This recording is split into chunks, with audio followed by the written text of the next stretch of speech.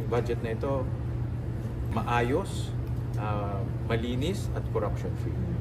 So yun ang aking objective. Sen, kasama niyo si Sec Dizon, committee level hearings, tsaka sa plenary. Oo, Pero ma'am. what went wrong? Bakit may biglaan siyang binring up ulit na ganyan? Dapat siya ang tanungin. Siya ang tanungin. Like I said, I'm not an engineer. Yung mga gumawa nito, mga ekonomista. No, hindi sila engineering, hindi marunong magsukat ng kalye yun. So lahat galing sa kanila at in-apply lang natin. And yung mga kayo na nasa Senate, narinig nyo naman yun. Di ba? So in-apply lang namin. So kaya pat sila sumagot kung ano ba nangyari. Pero Kasi galing sa kanila, itong 45 billion na sinasabi, galing sa kanila yun. Sir, yung postponement po, it was decided only by the Senate. Hindi po na-consult po ang contingent ng Kamara, and they wanted to push through po with the BICAM today. Actually, I sana. consulted with my counterpart. So, sabi ko yan ang desisyon ng Senado. Ayusin muna ito.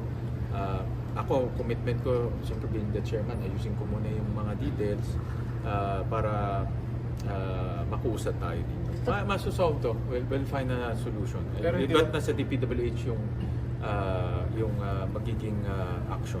Pero hindi Kailan lang po, kasi sir? pumayag Yung yung House House contingent. And they're In any here, case, they were resolved waiting. naman na po yun. Resolved na naman yun. I think that's water under the bridge. Both naman ng House Senate gusto ma-approve yung budget. I think ang commonality namin, number one, gusto namin ma-approve yung budget on time.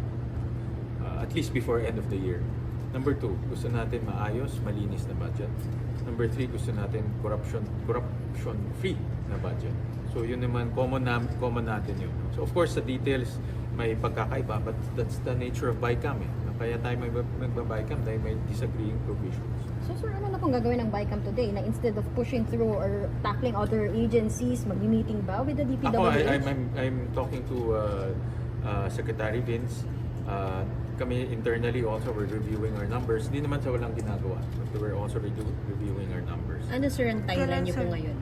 Kailan sir magre-resume? Tomorrow, magre-resume tayo. What time, sir? Same time, 4 p.m. And until when pala, sir? Bagong estilo ng BICAM. Birth pains talaga, birth pains. You have to understand, Rafi. Before, walang ganito. Walang technical working group, walang amendments on the floor, walang open BICAM. No? So talagang, admittedly, birth pains to, nag-a-adjust lahat. Nag-a-adjust lahat. Even yung mga materials namin, honestly, minsan,